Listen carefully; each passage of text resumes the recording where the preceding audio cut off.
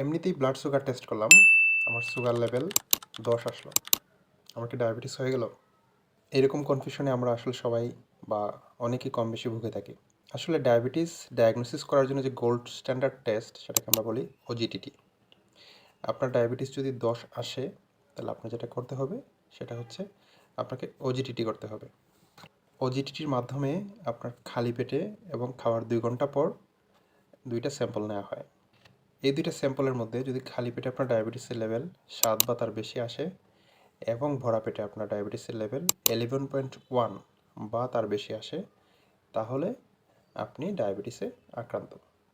এখন মনে করেন আপনার শরীরে ডায়াবেটিসের কিছু লক্ষণ আছে, যেমন ঘন ঘন প্রস্রাব হওয়া, ঘন ঘন পানি পিপাসা লাগা, শরীরের ওজন কমে যাওয়া, চোখে ঝাপসা দেখা, শারীরিক দুর্বলতা লাগা। এই লক্ষণগুলো যদি আপনার মধ্যে থাকে, পাশাপাশি যদি এমনিতেই র্যান্ডম আপনি যদি ডায়াবেটিসের স্যাম্পল নেন, সেই স্যাম্পল যদি 11.1-এর বেশি থাকে, তাহলেও আপনি ডায়াবেটিসে আক্রান্ত।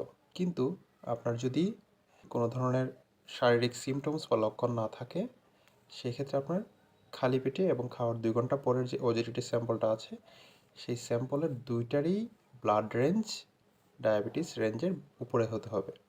অর্থাৎ খালি পেটে আপনার মিনিমাম 7-এর বেশি হতে হবে এবং খাওয়ার 2 ঘন্টা পর আপনার অবশ্যই 11.1 বা তার বেশি হতে হবে।